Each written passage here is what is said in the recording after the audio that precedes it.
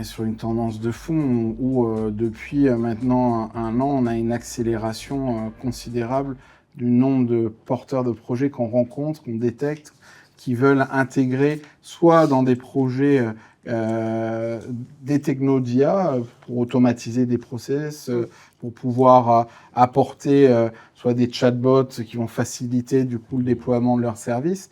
Après, on a des projets qui sont beaucoup plus ambitieux aussi et qui souhaitent développer leur propre LLM, commencent à travailler aussi sur des innovations en termes de technologie de stockage, d'exploitation. On a des projets. Donc, il y a une réelle accélération là-dessus.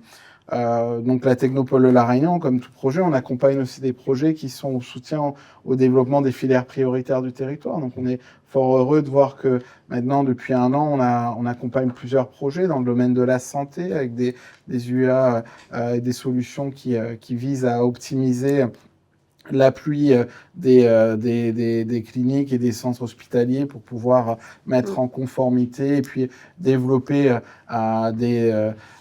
des outils de prise de décision sur la gestion d'unités de ce type-là au niveau de la santé, des IA dans le domaine de la mobilité pour pouvoir optimiser et gérer du coup la recherche de places de parking ou la mobilité sur un territoire.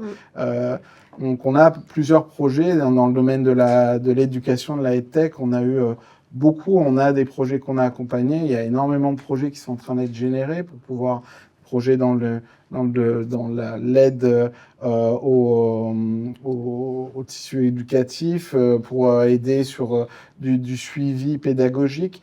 On a du coup des tendances de fond. Après, la problématique, elle est toujours la même. On est souvent des outils numériques. Il y a la nécessité aussi, pour les porteurs qu'on accompagne, d'être en capacité aussi de faire face aux défis techniques, technologiques, pour pouvoir intégrer ces IA. Souvent, on en parle. On a cette mouvance de fond où beaucoup de porteurs viennent nous voir en pensant que c'est une boîte noire qu'on va plugger comme ça et tout va être fait. On va secouer le truc magique. Et du coup, j'ai repéré ça, cette idée, je prends l'IA, elle est là, et puis pof, ça va être fait toc toc comme ça. Et finalement, derrière tout ça, pour le coup, c'est pas du tout ça. Donc ça nécessite pour le coup des compétences spécifiques. On le voit, les métiers dans le domaine de l'IA évoluent aussi, sur les intégrateurs et autres. Donc on a des besoins là-dessus qui sont assez importants. Parce que on n'a pas encore énormément de projets où il y a aussi bien les compétences dans la verticale qui est ciblée, sur des problématiques dans le domaine de l'industrie, de la santé, dans le domaine même de l'agroalimentaire, on a eu des projets. Mais après, avec la dimension aussi technique derrière, comment on fait pour pouvoir choisir, monter l'infrastructure, intégrer ces IA-là, les déployer. Et on se rend compte que les coûts sont loin d'être minorés quand on n'a pas les compétences en interne. Donc, la même problématique sur d'autres projets numériques qu'on peut rencontrer quand on veut faire un projet numérique, mais qu'on n'a pas les briques, les compétences numériques pour le porter, c'est compliqué. Oui, c'est sûr. On a, pour le coup, des beaux projets. On est, je pense, sur une première phase du coup des tendances, en espérant quand même qu'on va pas être non plus que submergé. On a le concours de création d'entreprise qui arrive là. L'IA, c'est bien. Oui. Après, il n'y a pas que l'IA dans la vie. C'est vrai qu'en ce moment, on a de l'IA à toutes les sauces. Mais ça, c'est normal en même temps. Il faut mettre le buzzword aussi. Ouais, c'est sûr. Mais nous, nous, on le voit aussi dans les tendances aussi de nos clients. On accompagne pas mal d'acteurs de santé chez My Data Solutions dans le domaine de la recherche, notamment la recherche clinique. Les IA sont en train d'être énormément utilisées parce que on gagne du temps, on gagne des par rapport à des recherches en santé pour mettre sur le marché des produits ou lutter contre des maladies, développer des protocoles, ça fait gagner un temps fou. J'imagine, avant, il fallait que les centres de recherche échangent les uns et les autres des bases de données, leur analyse, mais c'était l'humain qui était derrière tout ça, donc il fallait analyser toute une quantité d'informations que l'IA analyse en 5 minutes, quoi. Donc ce bond technologique va aussi, effectivement, on parlait du côté réglementaire, mais va aussi générer de formidables opportunités dans le privé, dans le public, dans tous les secteurs d'activité, à condition effectivement d'en maîtriser à la fois en amont la conception et puis l'usage aussi, parce qu'en fait, moi je vois autour de moi, même dans mon entreprise, moi je commence à pas mal m'y mettre à l'IA, parce que j'essaie de voir comment on peut l'exploiter, notamment dans justement le management, l'animation de réunions, justement sur des tâches où par exemple on fait une réunion, une visio, au lieu de prendre des notes, refaire un mail après derrière, etc. Si tu as un petit système d'IA qui enregistre, qui retranscrit, qui fait un PowerPoint à partir de tes synthèses, qui t'envoie un input de plan d'action, qui envoie un mail de confirmation, etc. C'est super, quoi. On gagne un temps fou.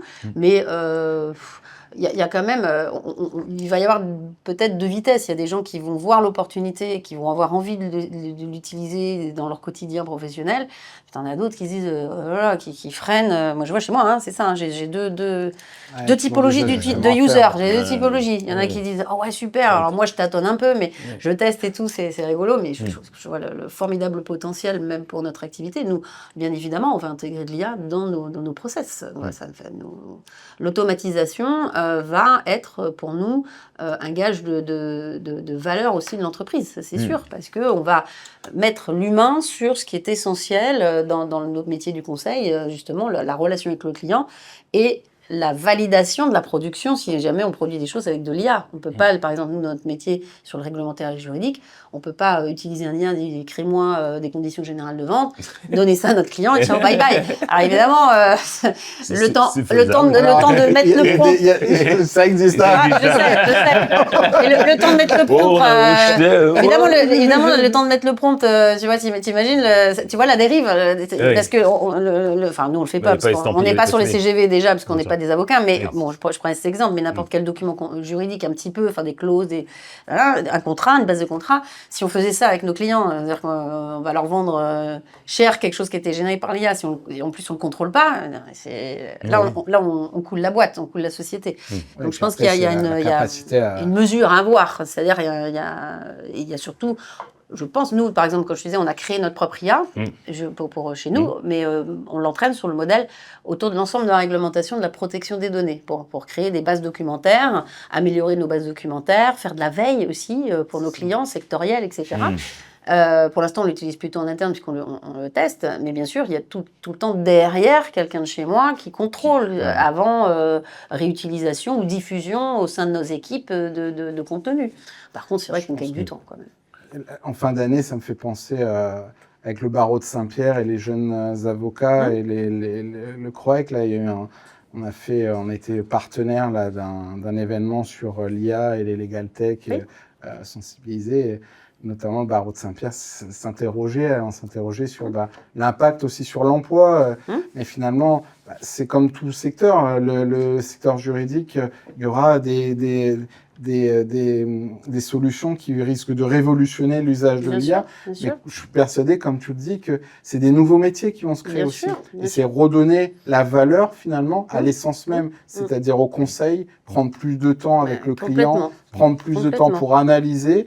Et après, toute la partie rédactionnelle, elle va pouvoir être plus automatisée, mais elle sera automatisée aussi grâce aux inputs qui vont être donnés sur la base. Et c'est vrai que dans les temps qui courent, on a quand même on n'a pas une bureaucratie qui s'est allégée. On a énormément de paperasse. Pour le coup, si ça peut faciliter ces démarches-là et aller pour le coup dans pas mal de boîtes à revenir à l'essentiel sur quand on parle de consulting, sur de l'accompagnement, à passer du temps, mieux analyser, mieux comprendre, être plus précis. Par contre, tout ce qui est à plus faible valeur ajoutée, je veux dire, pour le client, et si ça peut être automatisé, au contraire. Et c'est un travail aussi de fond.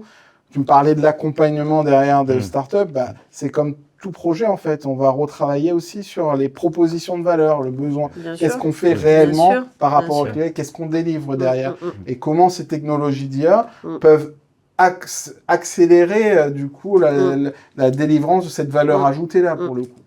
C'est vrai que ce qui a fait peut-être un petit peu peur à un moment donné, c'est que comme chaque révolution industrielle ou technologique, avant, c'est dans la révolution industrielle il y a quelques années, il y a des dizaines d'années, évidemment, la machine est venue supprimer des métiers un peu manuels qui étaient fastidieux, etc. Donc tout le temps, on s'est dit ah ouais, mais ça va supprimer des métiers. Bah oui, ok, ça en a supprimé un peu, mais ça en crée d'autres. Donc voilà, là c'est vrai que l'IA a quand même eu un impact fort, puisque quand même depuis les années 90, avec le développement de l'Internet, on a quand même développé énormément le numérique, les prestations intellectuelles, les métiers de service liés au numérique. Et là, bing, l'IA arrive et ces métiers de service sont très impactés, d'où la peur de certaines professions, le conseil, les experts comptables, un peu les avocats quand même aussi. Enfin voilà, toutes les prestations un peu de conseil justement qui voilà, se posent des questions à l'heure actuelle ont intérêt à s'adapter, parce que effectivement, moi je le dis à mes équipes, je dis soit vous embarquez, soit on embarque l'IA et on apprend à travailler avec l'IA. Soit on va perdre nos clients, parce que les clients à un moment donné ils vont se dire attendez, vous demandez une journée de conseil, mais moi je tape sur telle IA et j'ai la même chose. Donc qu'est-ce qui va faire la différence pour que je travaille avec vous plutôt que de prendre l'IA finalement? Ce qui va faire la différence, c'est la relation qu'on construit avec le client, le service, la relation qu'on construit de confiance avec lui, le fait d'être à son côté, etc. Et moi, par exemple, chez moi, j'ai surtout après le Covid qu'on a vécu, où on était tout télétravail, etc. Alors maintenant déjà, on revient un peu plus au travail au bureau. Ça ne plaît pas à tout le monde. Hybride. Et je leur dis, cette année, j'ai passé le message à toutes mes équipes, c'est obligatoire. Je veux que tous les mois, vous alliez voir vos clients. Il faut que c'est la qualité de la relation que vous allez avoir avec votre client, c'est ça qui va faire qu'il va rester chez nous. Sinon, au bout d'un moment, il va dire j'ai plus besoin de vous. Je prends un IA et il va me faire mes contenus RGPD, il va me faire avec le risque que ça soit pas non plus hyper carré, mais quelque part, il va aussi avoir une économie. Enfin, on est quand même dans un contexte économique un peu tendu. Il va se dire, ouais, mais au bout d'un moment, je vais faire le choix entre ce cabinet conseil qui me facture tant, et puis finalement, des contenus que je peux avoir sur l'IA qui vont me coûter beaucoup moins cher. Des contenus qui peuvent être beaucoup plus génériques, moins adaptés. Oui. Et ça, c'est vraiment avec le risque juridique derrière, parce que c'est centrer l'usager, c'est même la politique européenne, des IA autour des usagers aussi. Et là, l'enjeu, il est là. Ça crée des nouveaux métiers ou ça renforce des métiers aussi. Oui, où finalement, même, on parle de l'accompagnement. Moi, on fait partie d'une structure d'accompagnement où on a pas mal de choses qui pourront être automatisées. Nous aussi, on a forcément à gagner en compétences dans le domaine. Sûr. Mais finalement, tout ce qui peut être automatisé sur les démarches de compte rendu, la gestion plus administrative, par exemple, la gestion des appels d'offres, des mises en concurrence, mais par contre, de prendre plus de temps et une valeur ajoutée sur le conseil, sur la stratégie des entreprises, passer du temps avec des porteurs au quotidien, même pouvoir les accompagner de manière plus précise derrière, ça peut être un vecteur de compétitivité hyper important. Ah oui, bien sûr, bien sûr. Moi, je le vois plus dans mon entreprise comme un vecteur de compétitivité. Il faut plus le voir comme ça. Par contre, il faut effectivement embarquer tout le monde dans un projet. Parce que les utilisateurs n'ont pas la même envie, le même niveau de connaissance dans une organisation, quoi. Après, dans les legal tech, des générateurs, par exemple, pour les avocats, des générateurs de statuts automatisés, on en a vu déjà depuis 7-8 ans. C'est pas pour autant que ça enlève le métier de... Voilà. Tout à fait. Et il y en a beaucoup qui sont revenus parce que dès que tu les profets et qu'ils se sont rendus compte que finalement qu'il y a une situation de blocage, ils se font référence à un statut. Donc ça fera que renforcer aussi les bons. Non, mais par contre, voilà, nous, on a fait un test, par exemple, avec notre avocate, et puis j'ai aussi testé chez un de nos clients. On a un client qui est dans aussi l'éducation, avec une 50aine d'établissements français en dehors de la France. Et donc, le délégué à la protection des données de notre client nous dit, moi, j'aurais besoin d'une analyse comparative des 50 législations par rapport au respect des durées de conservation des données dans les différents établissements, combien de temps ils doivent garder les données en fonction de s'ils sont en Europe ou hors Europe, et s'il y a une législation qui régule ces questions-là dans le pays où ils se trouvent. Donc, évidemment, on n'a pas pris les 50 au début. On a fait un test avec le RGPD, la loi française et la loi algérienne pour le premier établissement en Algérie. Mon consultant qui a analysé la loi algérienne, le RGPD, pour identifier les correspondances et les différences, a mis 8 heures d'analyse. 8 heures d'analyse des deux réglementations pour pondre une analyse comparative, etc. On a fait cette même demande avec l'IA qu'on est en train d'entraîner. On a eu le résultat.